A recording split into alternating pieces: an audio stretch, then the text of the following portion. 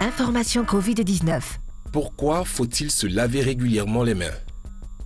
La Covid-19 est un virus qui peut nous infecter en passant par les yeux, le nez ou la bouche. Le plus souvent, ce contact a lieu par les mains. C'est pourquoi il est recommandé de bien se laver les mains avec du savon et de l'eau ou avec un gel hydroalcoolique avant de manger, de boire, après avoir touché une surface contaminée ou après avoir été dans un endroit public. Le lavage régulier des mains est un geste simple pour prévenir la propagation du virus. Protégeons-nous, protégeons les autres. Plus d'informations au 119. Appel gratuit.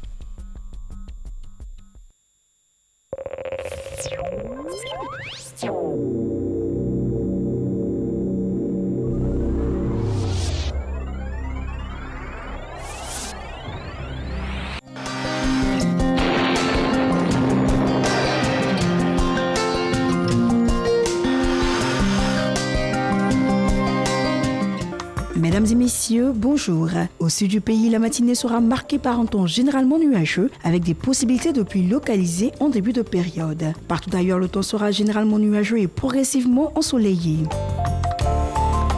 Passons aux températures. Le mercure affichera 26 degrés à Abidjan, 25 à Adiaké et Bondoukou, 24 degrés à Boaké et Daloa, 25 à Dimbokro, 24 degrés à Gagnoa, 22 à Korogo, 21 degrés à Mont, 23 à Odiéné, 25 degrés à San Pedro et Sassandra, 24 à Tabou et enfin 24 à Yamoussoukro.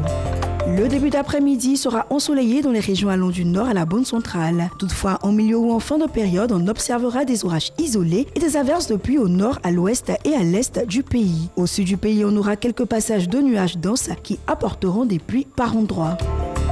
Passons aux températures. Le mercure affichera 31 degrés à Abidjan et à Adiaké, 34 degrés à Bondoukou, 33 à Boaké et Daloa, 35 degrés à Dimbokro, 33 à Gagnoa, 35 degrés à Korogo, 32 degrés à Mont, 35 degrés à Odiéné, 31 degrés à San Pedro, Sassandra et Tabou et enfin 34 degrés à Yamoussoukro. Merci de nous avoir suivis. Alors nous sommes en plein dans la saison des pluies. Prenez soin de vous et surtout n'oubliez pas de sortir couvert.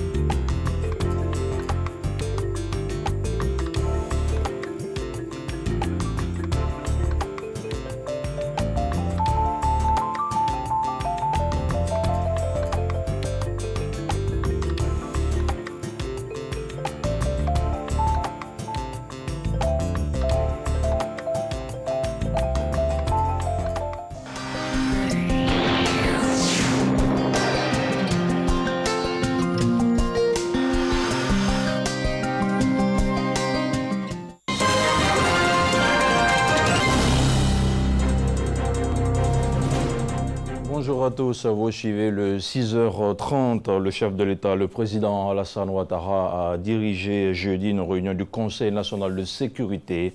Il a d'abord entendu une communication du ministre d'État, ministre de la Défense Ahmed Bakayoko, un communiqué relatif à la situation sécuritaire dans le nord du pays après l'attaque d'un poste mixte de gendarmerie et de l'armée à Kafolo dans la sous-préfecture de Sikolo.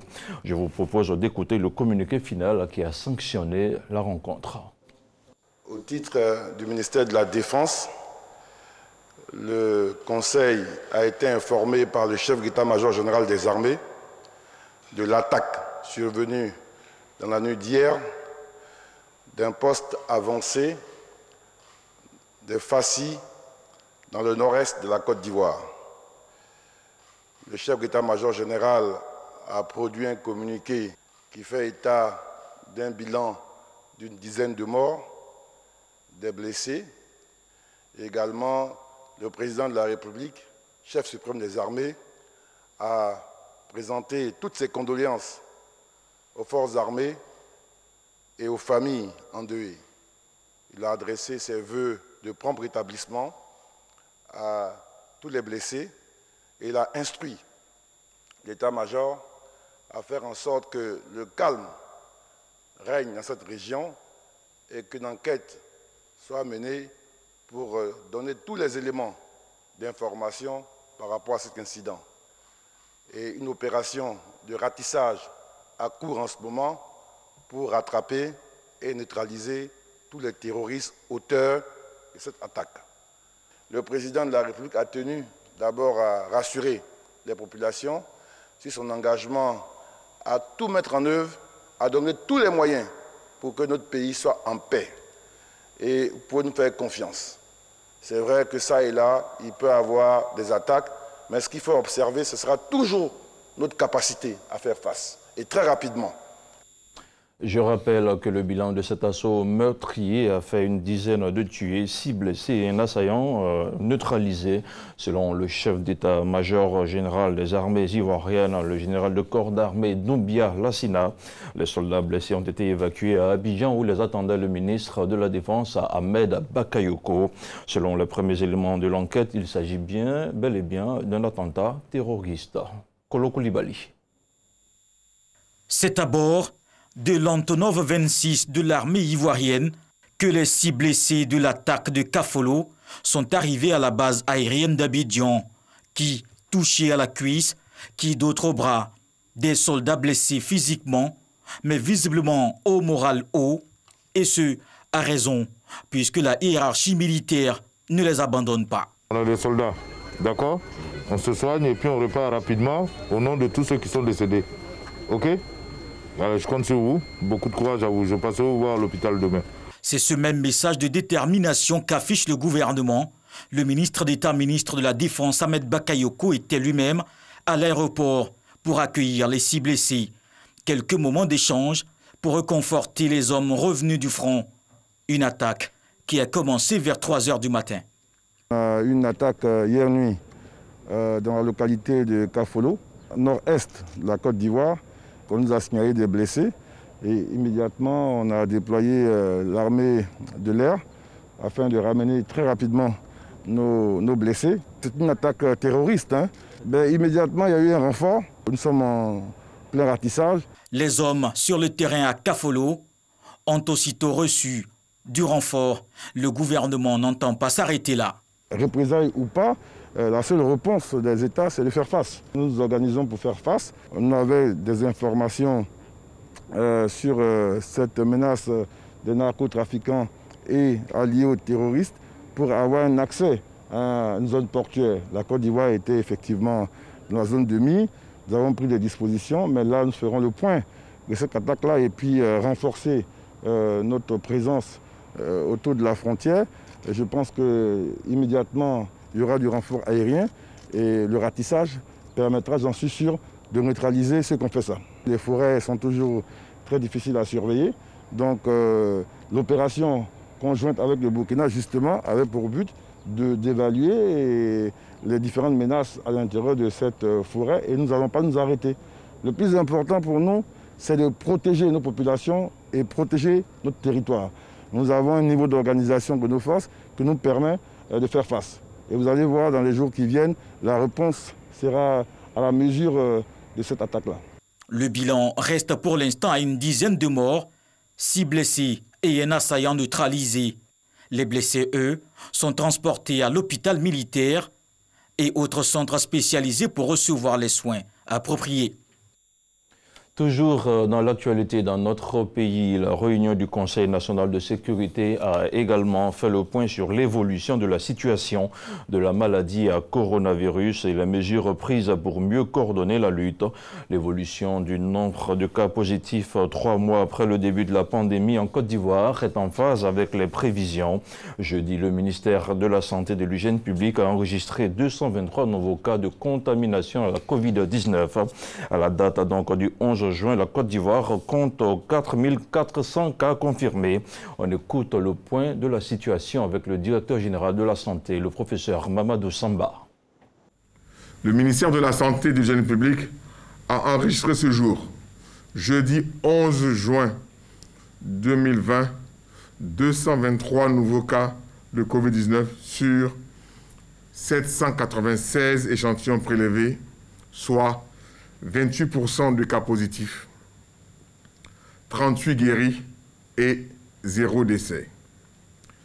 À la date du 11 juin 2020, la Côte d'Ivoire compte donc 4 404 cas confirmés, dont 2212 personnes guéries, 41 décès et 2151 cas actifs. Le nombre total d'échantillons est de 34 272. Le ministre de la Santé et de l'Hygiène publique rappelle que la pandémie n'est pas terminée. La maladie est présente et circule dans notre pays. Il exhorte les populations à ne pas relâcher les efforts dans le respect des mesures barrières. Ces mesures ont pour objet de vous protéger et de protéger les autres. Le ministre de la Santé et de l'Hygiène publique insiste sur le fait que seul le respect des dites mesures peut nous permettre de contrôler et de maîtriser la pandémie sur notre sol. Si vous toussez, avez de la fièvre et des difficultés respiratoires, n'hésitez pas à vous rendre dans un des centres d'accueil et de dépistage Covid-19 ou appeler les numéros gratuits suivants, le 101, le 119, le 125 et le 143. Le ministre de la Santé et de l'Hygiène publique remercie et félicite tous les acteurs du système de santé pour leur engagement et leur dévouement dans la lutte contre la pandémie. Un mot d'éducation à présent, l'évaluation finale du CPE session 2020 à laquelle les candidats officiels et libres devaient prendre part est suspendue pour cause de la pandémie à coronavirus, comme l'a indiqué la ministre de l'Éducation nationale, de l'enseignement technique et de la formation professionnelle au cours d'une rencontre avec la presse la semaine dernière. Mais depuis hier, de nouvelles mesures ont été arrêtées.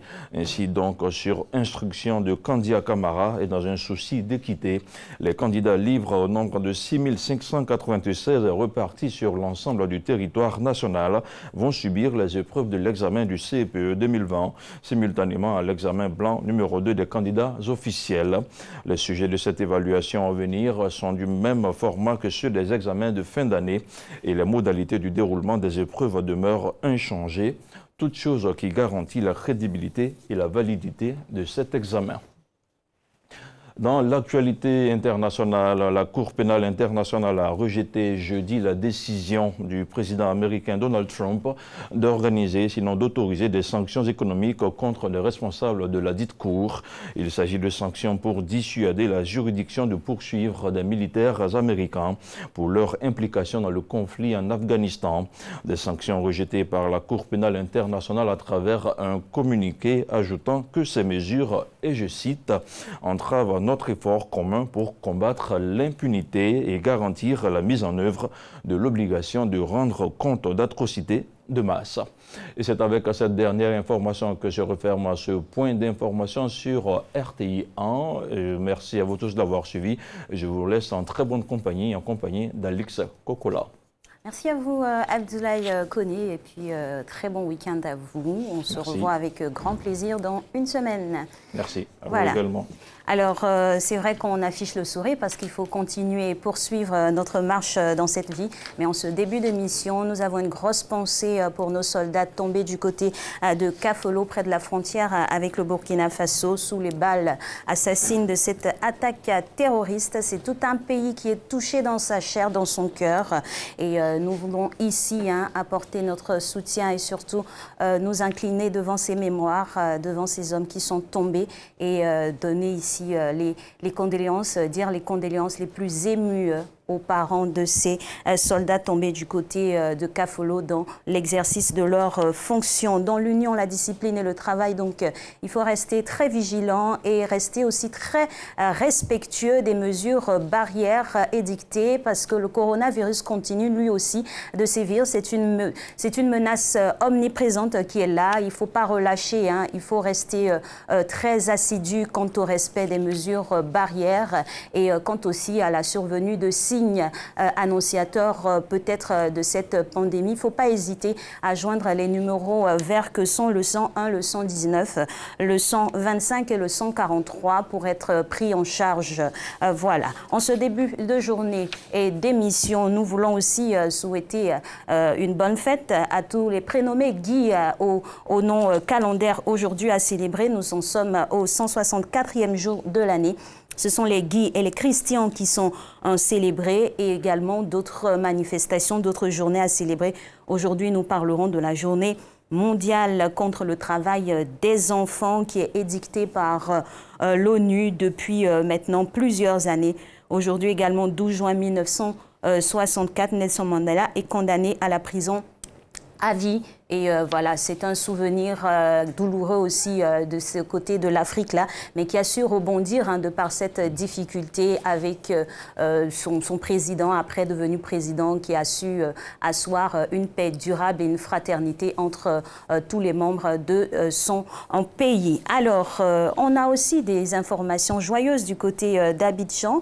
C'est la naissance à célébrer ce jour de monsieur Denis Cazion. Il est maire de Toulepleu, fondateur du groupe de presse Le Réveil, homme de médias, donc qui célèbre un an de plus tous nos bons voeux de santé, de prospérité et puis voilà, soyez heureux dans votre vie. Nous, on poursuit cette émission. Sachez qu'aujourd'hui, au programme, comme à l'accoutumée pour les vendredis, nous allons passer en revue toutes les informations qui ont circulé sur la toile, essayer de démêler le faux du vrai, les informations en tout cas qui ont enflé et attiré les attentions. Ce sera en compagnie d'une grande dame des réseaux sociaux, du digital tout court. Elle n'est plus à présenter, mais Eliane Cuny sera avec nous sur ce plateau. Et ce sera un plateau 100% femmes, car après nous allons recevoir une dame pour nous parler de la situation actuelle des aides ménagères à la maison. Ces relais-là, ils sont là pour accompagner notre dispositif de gestion de la maison, du foyer. Et quand on n'est pas là, quand on est occupé, ces personnes-là qui assurent l'intérim et poursuivre les actions aujourd'hui en cette période de Covid-19. Quel est l'état des lieux de leur situation? Nous allons bien sûr en parler en fin d'émission. Il faut continuer à vivre et garder le sourire. Lui, il sait comment le faire. C'est notre coach Diabaté. Tout de suite qu'on te retrouve maintenant.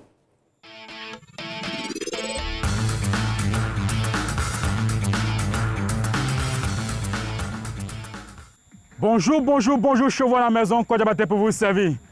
Toujours frappé par cette crise sanitaire, nous vous demandons d'observer les mesures de distanciation. Okay? Qui parle de mesures de distanciation parle de 1 mètre à observer entre nous. Okay? Aujourd'hui, vendredi, et qui dit vendredi dit fitness décalé. Aujourd'hui, petite surprise pour vous, nous avons fait un parcours pour vous, c'est-à-dire un circuit training de cardio et de renforcement. Okay? Sur ce, mettons-nous en place pour suivre la séance. Le premier exercice va consister à courir d'un point A à un point B, c'est-à-dire partir des différentes bornes à l'opposé, en 45 secondes. Allez, top, c'est parti, 45 secondes de course. Chacun va à son rythme, toujours en ouvrant la bouche.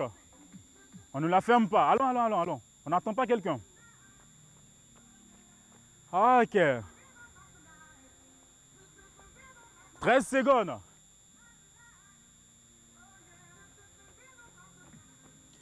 20 secondes. Il nous reste 25 secondes encore. Tiens bon. Régularisez le cardio. Vous répétez ces exercices-là 5 fois de suite. Je vois à la maison, 45 secondes. Pause. Et là, on passe au deuxième exercice. Allez, un pas chassé. C'est parti. 30 secondes. On regarde droit devant. Le buste n'est pas incliné totalement en avant. Légèrement ressorti. Ok, cherche bien. Incline encore. Descends encore les fessiers. Voilà. Et regarde droit devant. Encore. 13 secondes. On tient bon. Ce qui presse encore le dos en arrière. Voilà. Tout doucement. Va à ton rythme. Hein. 21 secondes. Allez, on tient bon. Dans 6 secondes, on va arrêter. On tient bon. Et pause. On récupère. 15 secondes. On vient au troisième exercice. Allez, top, c'est parti. Descends bien. Ok. Et contracte bien le corps. Ok. C'est beau. 30 secondes. Hein? On a 10 secondes. Il nous reste 20 secondes. On regarde droit devant, inspirez, soufflez. Contracte bien l'abdos, contracte bien le bas du corps. Ok. 3 secondes. Et pause. 15 secondes de recul d'abord. On va dépasser à l'exercice suivant.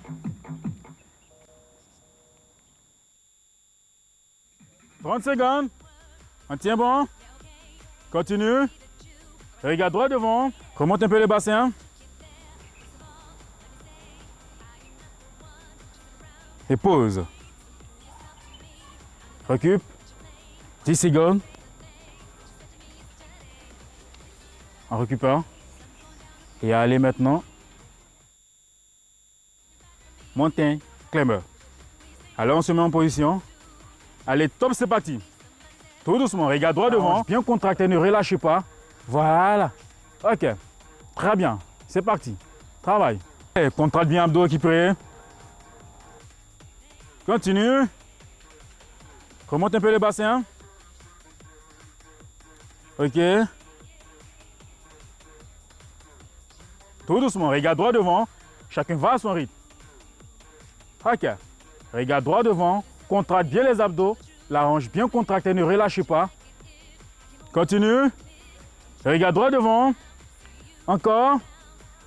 Continue. Remonte un peu le bassin. Ok.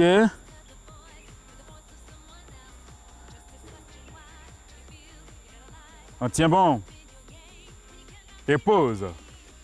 Merci de nous avoir suivis. Ok. À la séance prochaine, avant vendredi prochain. Le sport, c'est dur, mais c'est vital. Bye bye. Merci coach, mais pas si loin, hein. Ce sera déjà vendredi. Il nous en reste encore du temps avant de finir cette saison. Lui, il est là depuis le début de la saison qui a démarré en octobre dernier. Il est toujours présent à l'appel. Aujourd'hui encore, il fait partie de l'équipe du week-end démarrant. C'est monsieur Oron Okobia pour la revue de presse.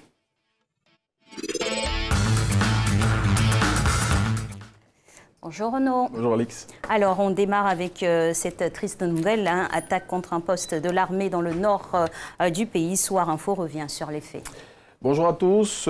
Comment les gendarmes ont été surpris et abattus? C'est ce que Barassa Une, le confrère, qui propose à travers des témoignages de revivre le film de la folle nuit meurtrière qui a endeuillé l'armée ivoirienne et partant toute la Côte d'Ivoire. Et l'information se retrouve sur d'autres organes, bien évidemment. Cette même attaque des forces armées de Côte d'Ivoire avec le ministre d'État qui met en garde les auteurs. La riposte sera à la mesure de l'attaque. C'est en ces termes que le ministre d'État a envoyé un message clair aux ennemis de la Côte d'Ivoire 24 heures après l'attaque terroriste dont a été victime l'armée ivoirienne. Selon le ministre Ahmed Bakayoko, qui est cité par l'expression, des moyens militaires additionnels iront appuyer les unités déjà en place dans cette zone afin de neutraliser cette menace. Et toujours concernant cette même information, le ministre d'État, ministre de la Défense, rassure également les Ivoiriens. Le plus important, c'est de protéger les populations. C'est ce que dit le ministre d'État, ministre de la Défense. C'est ce qu'a dit le ministre d'État, ministre de la Défense hier à l'issue du Conseil national de sécurité. Selon Ahmed Bakayoko, la Côte d'Ivoire a les moyens pour faire face à cette attaque. Il a révélé que des renforts déployés dans la zone ont commencé une opération de ratissage pour débusquer les auteurs et les complices de ce raid meurtrier, dont le bilan est, on le rappelle, de 10 morts et 6 blessés parmi les forces armées de Côte d'Ivoire et un assaillant neutralisé. Et on continue toujours de parler de cette attaque. Et c'est avec l'Inter selon lequel ce raid meurtrier aurait un lien avec l'opération antiterroriste baptisée Komwe 2020 qui a été menée conjointement il y a peu par les armées ivoiriennes et burkinabées dans cette zone. L'Inter révèle à ce sujet comment le cerveau des djihadistes qui étaient visés par cette opération s'est échappé. Lutte contre le coronavirus, maintenant les mesures de restriction reconduites. C'est ce que lance à sa une l'intelligent d'Abidjan pour parler de la prolongation des mesures de lutte contre le coronavirus et surtout du durcissement des mesures de restriction qui, selon lui, vient pour rappeler aux populations, si besoin en était, que la pandémie n'est pas finie en Côte d'Ivoire. Exactement, la Covid-19 est bien présente et la récréation est terminée jusqu'en fin juin 2020. On l'a dit tantôt, et on revient sur cette information avec l'intelligent d'Abidjan qui l'a dit, la récréation elle est terminée parce que les mesures qui ont été reconduites par le gouvernement, qui figurent aussi à la une de Fraternité Matin, pour citer aussi ce journal, vont permettre, si besoin en était, de rappeler aux populations vivant en Côte d'Ivoire que la maladie est toujours bien présente en Côte d'Ivoire. Et cette échéance également à venir qui suscite beaucoup d'engouement, l'Assemblée générale élective de la FIF est menacée. C'est l'une des conséquences du renforcement des mesures décidées hier par le Conseil national de sécurité. La FIF devait mettre en place la commission électorale chargée d'organiser l'élection de son président le 20 juin prochain. Vu le renforcement des mesures de restriction décidées hier par le CNS, la fêtière du football national se trouve dans l'incapacité d'organiser cette activité qui devait réunir près de 200 personnes. Conséquence, la date du 20 août 2020 prévue pour l'élection du nouveau président de la FIF risque de ne pas être tenue. Et unicité de pensée et de traitement d'informations referme cette semaine, cette revue de presse avec Biche qui s'intéresse aux charges domestiques. Le confrère fait un clin d'œil à ces profiteurs qu'on retrouve dans de nombreuses maisons ici en Côte d'Ivoire. Oui, pour mieux nous édifier sur ces personnes qui vivent aux dépens de leurs proches et qui sont les championnes du gaspillage. Je propose l'image qu'on voit ici à l'écran qui est très parlante, sur laquelle c'est marqué quand c'est pas toi qui paie les charges de la maison, bah, c'est Doudé. Mais c'est toujours comme ça hein, dans toutes les relations. Ma foi, quand on ne met pas l'argent à la poche, ça ne devrait on pas. est très enclin à dépenser. Malheureusement. Ben, il faut avoir la responsabilité de la mesure. Bien Merci Monsieur Renaud Kodia, que les téléspectateurs retrouveront avec grand plaisir lundi en compagnie de Marcelin. Nous, on continue ce programme avec une petite escale hein, du côté de l'ouest de notre pays pour aller à la rencontre de chansonnier Guéré. Elle est déjà dans ce plateau, on va la recevoir juste après cet élément. Peut-être qu'elle va nous faire une chanson dans sa langue.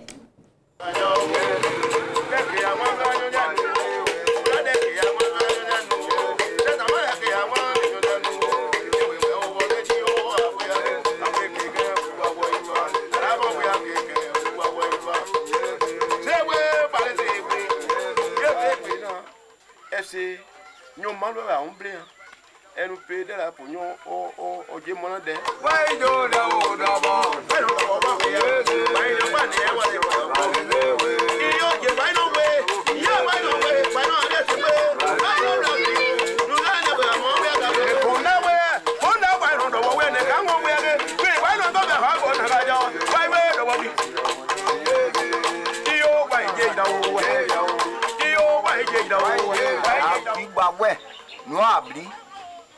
Kaou poblo aken e po keke point moyen nous keke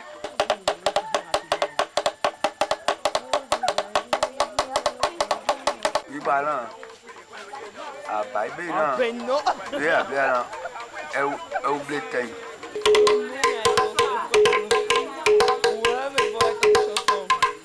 là de blana e pedi enwe so enwe cho enye Padà dìde, àbí dá dìde ló wà dára. Tó lọ́dọ̀ yín yó, á bá bẹ̀ kàn tó tó ìwà o, tó bá bá rẹ̀ o.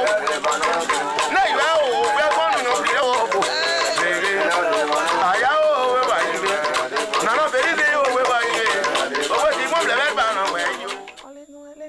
Et voilà, elle nous a promis hein, de chanter, elle s'est installée, elle s'est Méliane Kuni avec grand plaisir. On la reçoit aujourd'hui dans le cadre de comment détecter les infox de la semaine. Méliane, bonjour. Bonjour Ali. Bienvenue. Merci. Tu es à la maison, tu le sais. Ouais. Donc on ne dit pas bienvenue, tu es chez toi. Alors là, on était parti du côté de l'ouest du pays à la rencontre des chansonniers guerriers. Kuni, je sais bien que ça vient de Bassam. Ouais, donc c'est Apollo Nzma Kotoko. Oui, effectivement. Tu nous proposes quoi en Nzma ce matin? On va dire quoi? Apollo, c'est nous. Yeni mignanglaman. Olé no allez. Maintenant, la traduction, ça veut dire Apollo, c'est nous, on est jolis, on va pas se vrai. Et c'est vrai, je confirme, et les téléspectateurs également confirment une tête bien pleine et un visage radieux, voilà, Wow. qui aujourd'hui, avec qui nous allons passer en revue ces informations, justement les informations qu'on a eues du côté de l'Italie notamment, pour démarrer, c'est qu'on aurait dit que l'Italie a trouvé le remède de la Covid-19. On va y revenir après le jingle qui est là déjà quali.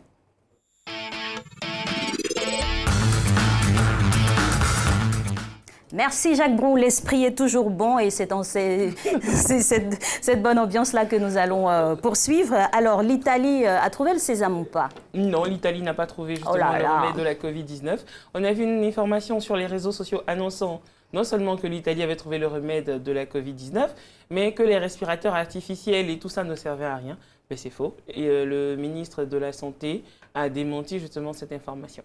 Et justement, quand on est en face de ce genre d'informations, d'autant plus que tout le monde entier est en attente de la solution, de la trouvaille du remède, les auteurs. Comment on fait pour remonter la chaîne? Remonter la chaîne avec aujourd'hui des plateformes comme avec Google déjà, on peut simplement saisir l'information et Google vous donnera tous les sites et tous les lieux où cette information a été publiée. Donc, vous avez la possibilité de recouper et de voir d'où ça vient. Ben oui, parce qu'il faut arrêter ce genre on de est personnes. dans les forces en ce moment. C'est clair.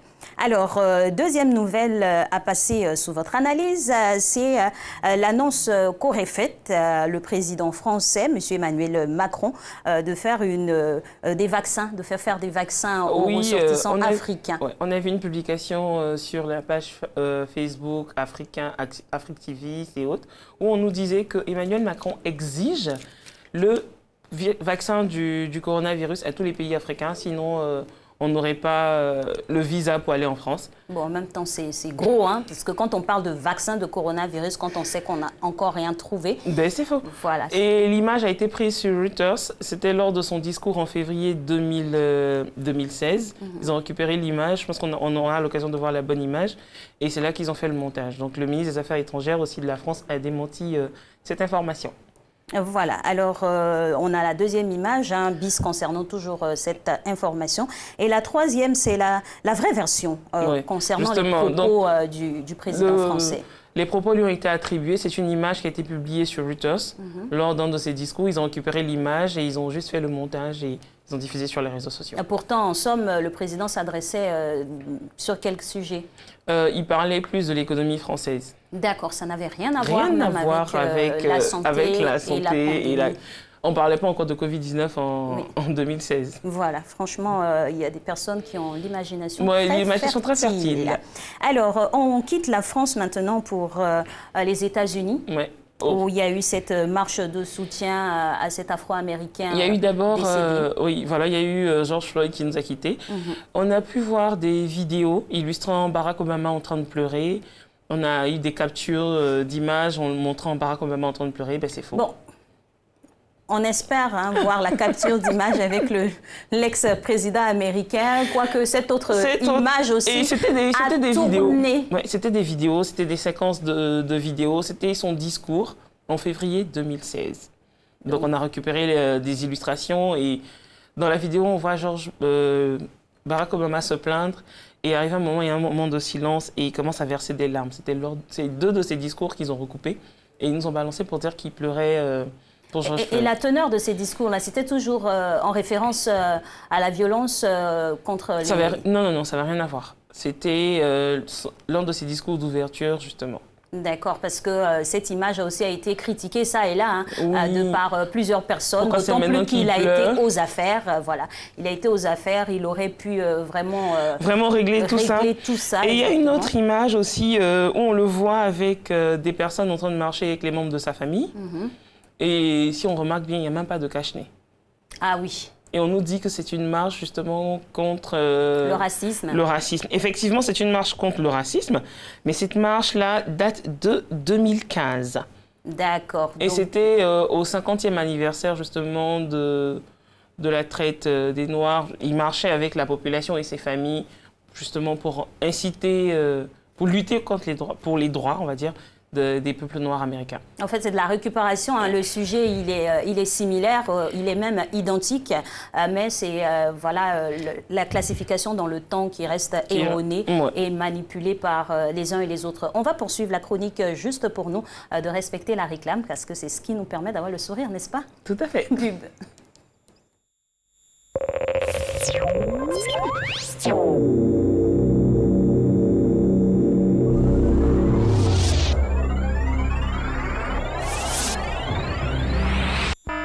Information Covid-19. Pourquoi faut-il se laver régulièrement les mains? La Covid-19 est un virus qui peut nous infecter en passant par les yeux, le nez ou la bouche. Le plus souvent, ce contact a lieu par les mains. C'est pourquoi il est recommandé de bien se laver les mains avec du savon et de l'eau ou avec un gel hydroalcoolique avant de manger, de boire, après avoir touché une surface contaminée ou après avoir été dans un endroit public. Le lavage régulier des mains est un geste simple pour prévenir la propagation du virus. Protégeons-nous, protégeons les autres. Plus d'informations au 119. Appel gratuit.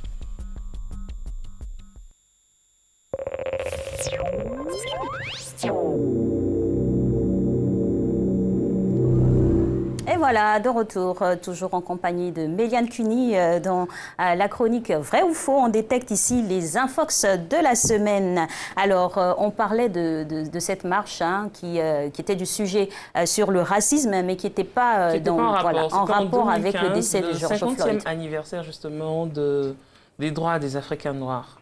D'accord. Alors, on a l'application de la Covid-19. Avant ça, on a une image. Ah oui? La dame qui tient le truc là. Bon, j'ai vu l'image, mais j'ai voulu passer volontairement là-dessus. Mais quoi que vous pouvez la traiter, hein, je crois que vous maîtrisez le sujet. Allons-y, il n'y a pas de souci.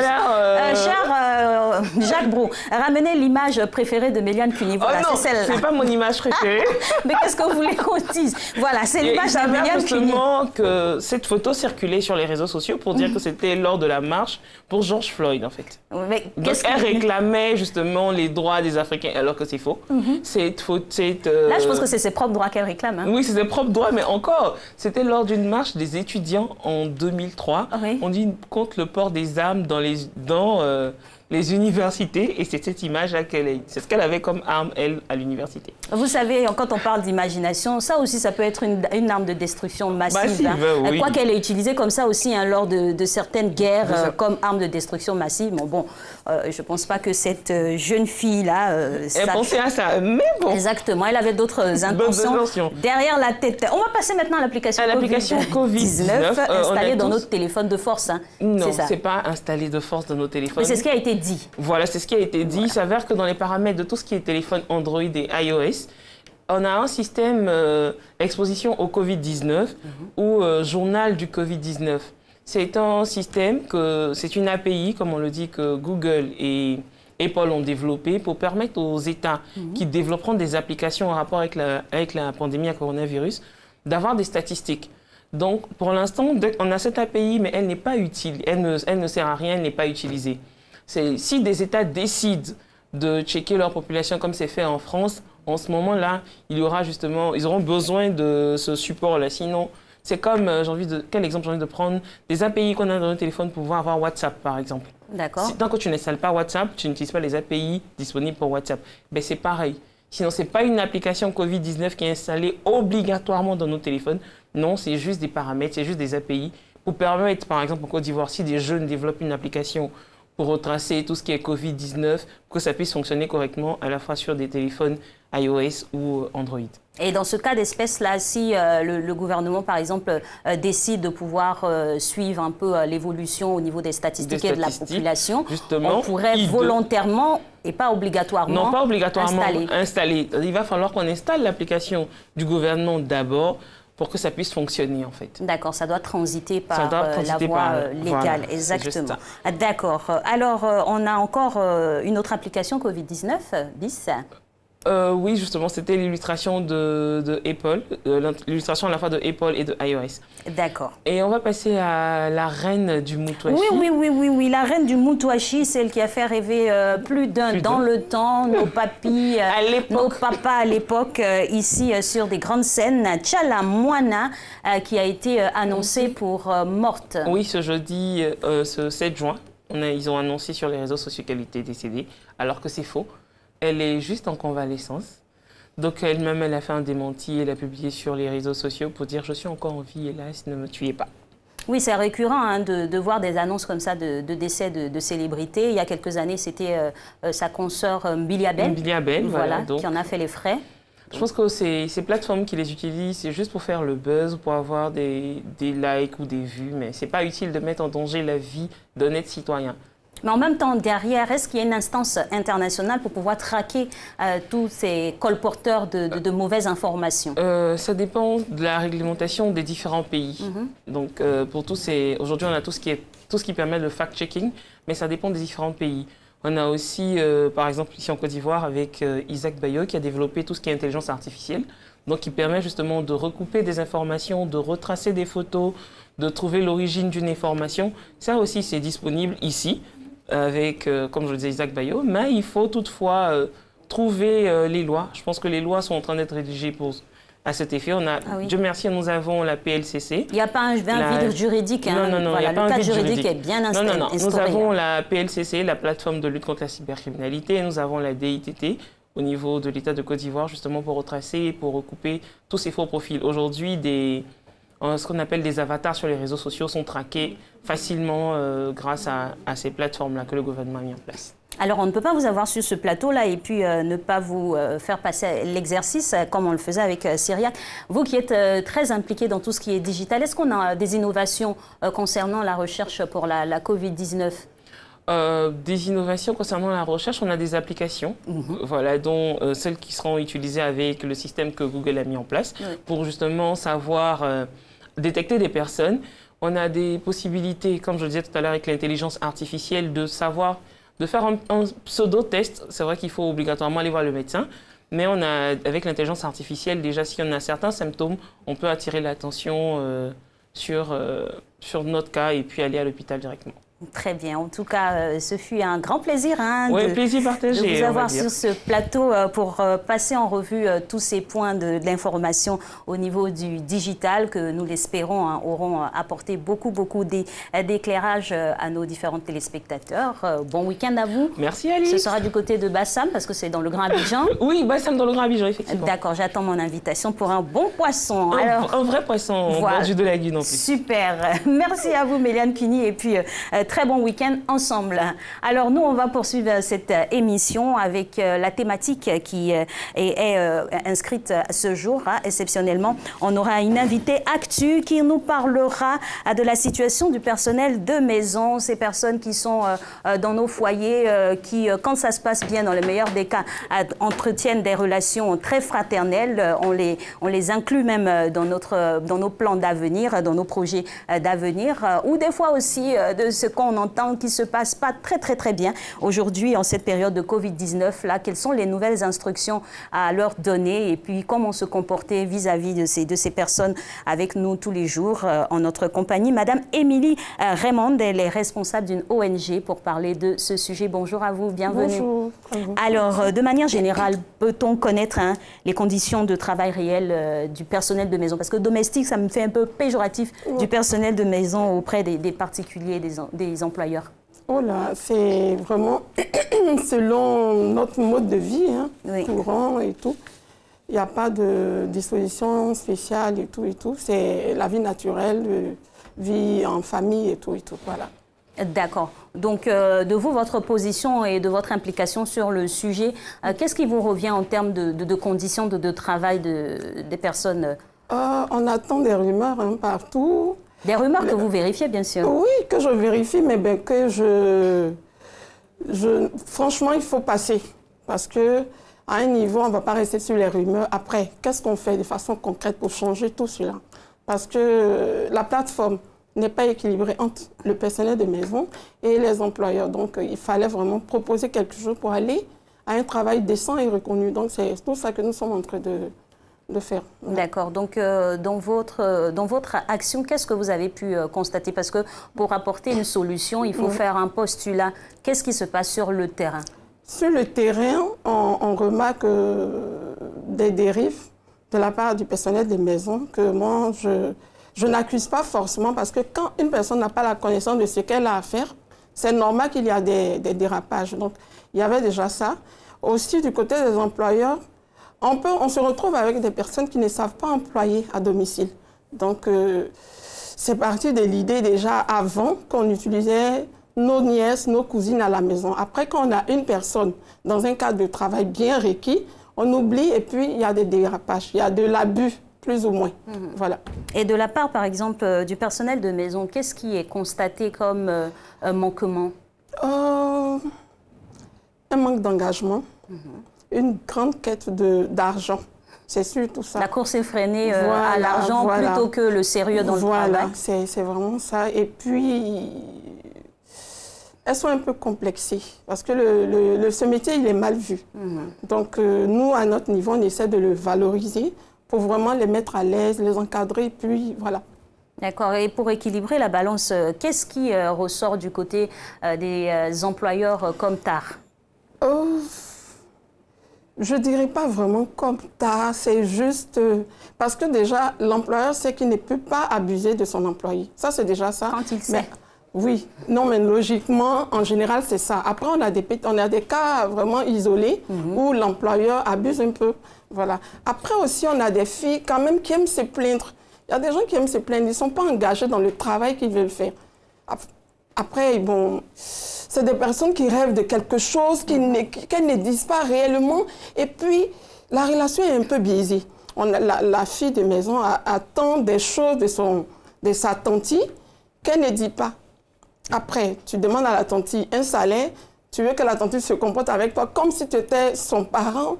Ça ne colle pas. Voilà. C'est très important ce que vous dites et ça ramène aux fondamentaux, même à l'initiative de travailler de concert. Voilà. Qu'est-ce qui devrait être fait quand on se contacte mutuellement ou quand l'employeur contacte le personnel de maison? Au préalable, qu'est-ce qu'il y a à faire? Quelles sont les bases à mettre en place? Aujourd'hui, nous sommes à un niveau où il faut un contrat de travail. C'est-à-dire l'employé doit être informé. Parce que souvent, l'employé s'engage pour travailler, mais c'est pour gagner de l'argent, pas forcément pour satisfaire des besoins. Voilà. Donc, il faut déjà que l'employé sache ce qu'il a à faire. L'employeur en face, en général, ce sont des personnes qui sont instruites par rapport à la fille de maison qui n'a pas vraiment beaucoup de connaissances de certaines choses. Donc, il faut un contrat de travail bien défini, avec des tâches, les heures de travail, vraiment un cadre de travail très souple. Pas comme des corvées alignées, voilà. Donc, dans ce cadre précis, comment s'établirait ce contrat? De concert ou bien c'est l'employeur qui lui-même édicte ses conditions à imposer? C'est de concert? C'est de concert. D'accord. Voilà, c'est de concert. Là, on est dans un cadre où on propose une plateforme équilibrée entre la fille de maison et son employeur.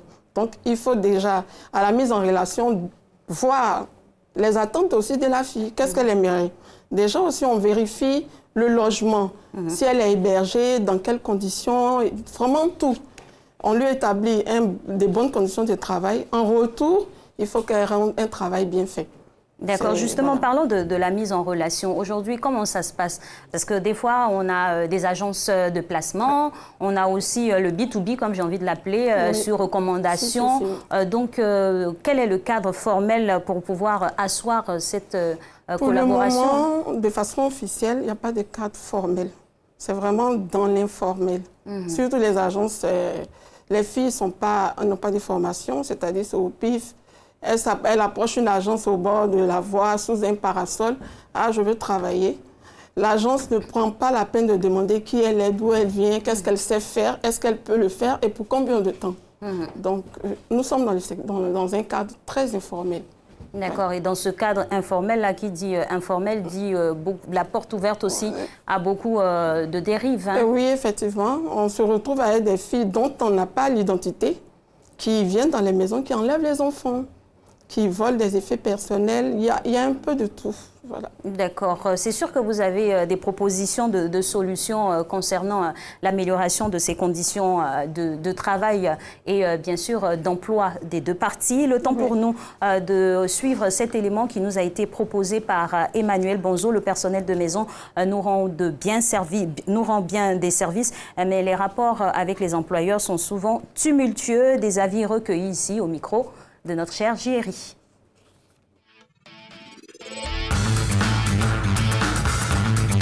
Les boys, les servantes dans nos maisons, il faut dire que ce sont des personnes même, on peut dire, qui tiennent un peu nos vies. Parce que lorsque on sort pour aller au boulot, c'est eux qui tiennent la maison, c'est eux qui sont les garants en fait de la maison. Donc c'est des personnes souvent qui sont confrontées à différents problèmes et tout ça. Donc c'est des personnes qu'il faut soutenir, qu'il faut écouter, qu'il faut aider pour qu'ils puissent aller de l'avant. Parfois, il y a l'abus de confiance, l'escroquerie à leur niveau, tout ça. Donc c'est un peu plus de professionnaliser leur travail, c'est un peu plus de donner beaucoup plus d'assurance aux différents employeurs. En termes d'amélioration, je pense que d'abord un recensement même de toutes ces personnes-là pour pouvoir mieux organiser le secteur serait l'idéal. De nos jours, on constate qu'il y a des sites de placement de servantes.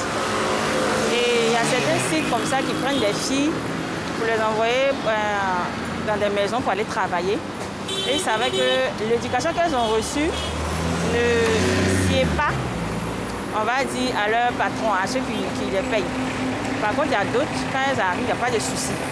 Donc, on se dit peut-être là qu'il y a un souci au niveau des sites de placement. Certains sites de placement ne sont pas organisés en tant que tels, alors qu'il y a d'autres qui sont organisés. Il y a certaines patronnes aussi qui sont un peu dures au fait avec les filles. Quand elles arrivent, elles sont tellement strictes que ces filles-là restent dans leur coquille. Elles n'arrivent pas à se libérer comme il faut. Et quand c'est comme ça, il y a des mésententes. Mais ce que moi je tiens à faire remarquer, c'est que ces filles-là ne sont pas très souvent fidèles aux ménages qui les accueillent.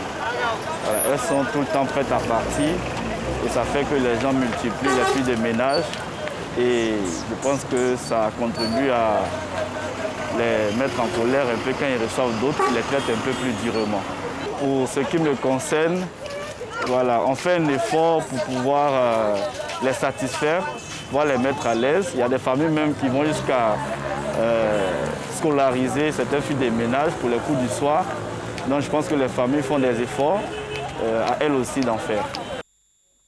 Voilà, c'est vraiment des avis partagés quant au comportement des employés de maison et au comportement même des employeurs. Alors vous, de votre position, vous qui êtes très bien imprégné dans ce secteur-là, quel est le constat que vous faites en matière de relations entre ces deux entités? Oh, c'est ce que je dis plutôt, la relation est un peu biaisée parce qu'elle n'est pas organisée. D'accord. Voilà, il n'y a pas d'organisation en face, il n'y a rien qui est fait. Tout s'est fait vraiment comme ça. Et quel est le cadre que vous suscitez ou vous avez envie de mettre en place? Ce cadre-là, il est déjà en place. Ce sont les employeurs parce que c'est nous qui recevons ces filles-là chez nous. Alors, on avait déjà une mauvaise réputation. Alors nous, en tant que parents de famille, responsables de ce qui se passe dans nos maisons, nous sommes prêts, enfin nous avons commencé à proposer une plateforme équilibrée, c'est-à-dire financer la formation de ces filles. Parce qu'on a remarqué que quand une personne est outillée pour ce qu'elle a à faire, il n'y a pas de souci. Elle n'est pas complexée, elle est à l'aise et puis elle sait rendre ce qu'on lui demande. Donc il était intéressant de les mettre en confiance, de les rassurer et de valoriser même ce qu'elles font parce que c'est vraiment mal vu en Afrique. C'est très mal vu. Et justement, vous qui êtes responsable d'ONG et qui intervenez dans cette branche spécifique-là, les agences de placement, quelle est leur part dans votre stratégie, par exemple? Parce qu'il y a les agences sont là, hein, c'est de l'informel. On essaie d'installer une petite baraque là et puis on recrute ça et là à la sauvette même des fois. Quelles devraient être les prérogatives d'une agence pour pouvoir placer effectivement quelqu'un dans une maison? Et là, nous avons proposé quelque chose déjà, mais ce sont des étapes. Nous n'allons pas directement aller vers les agences de placement. Nous n'étions pas, nous les employés, nous n'étions pas satisfaits plutôt des agences de placement. On ne va pas aller faire la guerre. Et il faut avoir une relation très, très calme, pas vraiment tomber sur les gens et essayer de vouloir les organiser. À notre niveau, nous formons les filles. Nous essayons de soulager les ménages, c'est-à-dire un parent qui est membre de notre ONG, parce que ce parent a accepté de soutenir, de mettre de l'argent pour former les filles. Donc déjà, il faut trouver à ce parent une fille bien outillée, identifiée, référencée et qualifiée. D'accord. Partant de là, on n'ira plus vers ces agences informelles. Elles vont venir vers nous si elles veulent continuer à faire leur activité. Du coup, nous devenons organes régulateurs. Donc nous allons définir comment elles vont organiser leur activité. Voilà. Donc c'est un processus, on va les laisser venir vers nous. D'accord. Voilà. Parce que c'est clair que quand votre cas fera école, on se dirigera vers les structures les mieux outillées pour pouvoir mettre en relation le personnel de maison et les employeurs. Justement, au sein de cette organisation-là, quelles sont j'ai pas envie de dire filières, mais quelles sont les études que vous prodiguez ou les enseignements, la formation que vous prodiguez aux différentes filles? D'accord. On a la formation pratique sur la cuisine, comment tenir une maison. Parce que tout à l'heure, j'ai écouté une intervention où on nous dit que la fille a son éducation depuis sa famille. Oui. Or, venir dans une maison moderne, il y a des manières de faire. La fille, elle n'est pas forcément responsable de comment elle a été éduquée. Donc, clair. Après, il faut lui proposer quelque chose. Comment tenir un plateau, les bases. Voilà, des bases, des notions déjà, le b.a.-ba dans une maison moderne. Et après, dans la pratique, comment faire la cuisine, comment utiliser l'électroménager et tout, parce que souvent, on a des casses. Elle utilise, mais elle ne connaît pas, elle insiste, et puis paf, voilà. Donc, il y a la formation pratique. Après, on a déjà un volet psychologique. Il faut amener la fille à comprendre ce qu'elle fait, à accepter et à voir qu'elle n'est pas une mauvaise personne, elle n'est pas une petite personne. On a besoin d'elle, voilà. En tout cas, plusieurs informations à leur donner dans le cadre de cette formation-là, pour pouvoir en sortie de là très aguerrie. Voilà, leur apprendre même à lire pour celles qui ne savent pas lire. Oui, c'est vrai, parce que des fois aussi, c'est un handicap dans le fonctionnement. On a un témoignage de l'une d'entre elles qu'on va suivre maintenant. Je m'appelle Bini Agia, je suis servante. Ça fait 5 ans que je fais ce métier parce que rien n'était facile chez moi. Je faisais les études en classe de 5e. Il n'y avait pas la solution pour mes fournitures, donc je suis devenue servante. Je travaillais en engrais dans une famille. En tout cas, pendant la maladie, la patronne, ce n'était pas facile entre elle et moi. Elle m'a dit, comme il y a la maladie, ce n'est pas la peine de venir travailler pour ne pas contaminer sa famille. Donc j'ai pu rester à la maison. En tout cas, ce n'était pas facile avec mes enfants, mais je me suis battue à cause de mes enfants pour ne pas les laisser dans la souffrance. En tout cas, ça m'a choquée. Je dis, comment il est devenu avec ma famille? Parce que tout ce que Dieu fait est bon. Je souhaite pour qu'on trouve la solution contre la maladie. Sinon, ce n'était pas facile en tout cas. S'il y a la solution, tout va aller bien. Sinon, ce n'est pas facile chez les gens. Voilà un cas spécifique, par exemple, en relation avec la pandémie à coronavirus. Pour le personnel de maison aujourd'hui, qu'est-ce qui est fait? Face à cette pandémie, le personnel, tout le monde est exposé, mais le personnel de maison, un peu plus du fait de la fragilité de leur emploi. C'est ça, c'est ça. Mais bon, chaque employeur s'organise, hein. On essaie de soutenir pour les filles qui sont restées, parce qu'on a eu aussi des cas où des filles ont carrément, pendant le décidé confinement, de partir. Voilà, elles sont parties parce que aussi, elles ont peur d'être abusées, trop de travail, parce que là, la patronne est là en permanence. Ça aussi, on a essayé de sensibiliser pour éviter d'épuiser la fille des maisons pour ne pas qu'elle abandonne son poste. Et de façon pratique, on a approché des centres de Covid.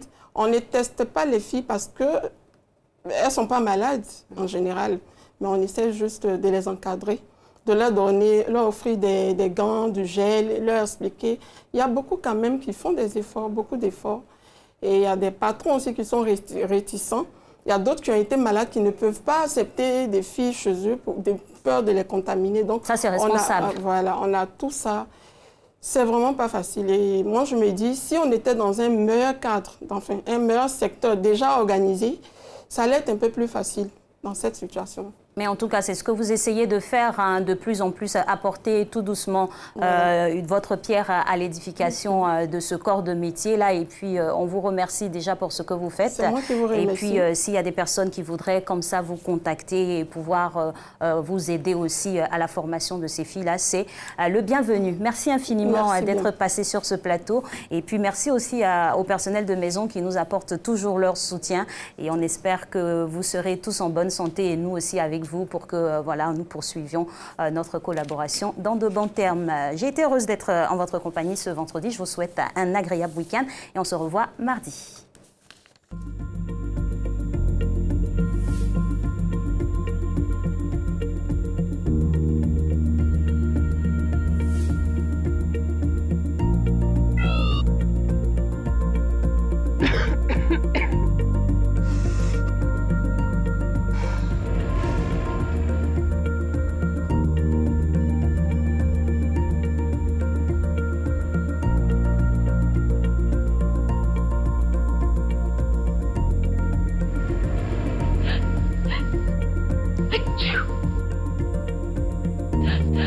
Hey!